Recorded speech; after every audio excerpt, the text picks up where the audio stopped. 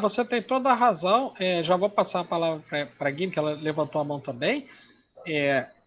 Eu quero lembrar de uma coisa que se assemelha muito ao que acontece hoje com as medidas provisórias. Na época do Império, o imperador tinha um quarto poder. Quer dizer, nós temos três poderes, né?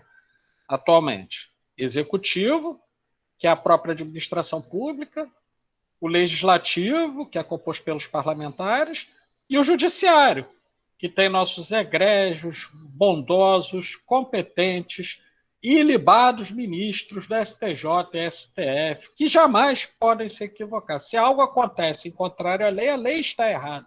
Eles não podem se equivocar, porque, por definição, eles são perfeitos. E, aliás, eu quero deixar isso registrado, que eu jamais critiquei nenhuma das instâncias judiciárias aqui, pois não somente temo as penas da lei, como as cumpro muito bem. Muito obrigado pela declaração registrada. Então, continuando aqui, longe de mim pensar que o STF se coloca como um poder autocrático e que faz as suas decisões sem consultar o restante da sociedade, tá? Mas havia um quarto poder na época do Império, que era o poder moderador. Então, depois de todo o processo de tramitação de uma lei, o imperador observava aquilo e poderia ou não decidir se aquilo seria lei, ou poderia, inclusive, modificá-la totalmente. Mas perceba, estamos falando do Império, tá? A República não tem poder moderador, mas tem medida provisória. Então, um presidente pode, por exemplo, instituir uma medida valendo 90 dias e fazer algumas coisas, como se fosse um imperador, né? Então, é para a gente ver o quanto estamos longe de uma democracia de fato. A democracia de fato. Nossa, é muito Você, profundo, é muito não pesado. é? É, Não, é. É por isso que eu falo, né, nas minhas aulas, quem puder, né, quem não puder, tudo bem, mas quem puder, tira as crianças da sala, porque o negócio aqui é feio, entendeu? É briga de foice no escuro, tá? É complicado. Deixa eu ouvir, então, a Guime que tinha levantado a mão, por favor, querido, pode falar? Então, professor, eu fiquei pensando Uhum, sobre, e aí eu estou com duas questões aqui para a gente uhum, discutir. A primeira é sobre a questão da emenda constitucional. ok. Ainda estou tentando entender como ela se configura, mas é possível perceber a emenda como eu percebo como uma ramificação da lei. E aí, Às vezes sim. fazendo uma metáfora, a lei é uma árvore.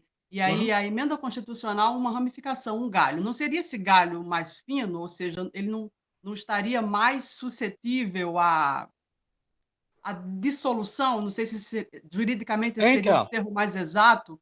E aí, só para complementar essa pergunta e fazer um bloco de duas, pensando na legislação, ela pode ser lida como uma das possibilidades também de ser na nossa sociedade a manutenção para um modus operandi, para um sim. status quo de uma determinada classe, de um determinado grupo, porque uma expressão que eu ouvi uma vez sobre a legislação a nível geral no Brasil, não só a educacional, e aí ficou muito, muito forte para mim, foi a questão de letra morta, sabe? Sim. E tá no papel, mas Uhum, assim, na empiria, no dia a dia, na uhum. experiência tanto do professor em sala de aula quanto em outros campos, ela tem uma outra conotação. E aí também tem a questão do conhecimento. Você falou da extensão desse conjunto de leis que a gente precisaria ocupar um tempo imenso só para ler, e aí para muita gente isso vai ser muito enfadonho. Quando você Sem está naquele dúvida. artigo lá na página 75,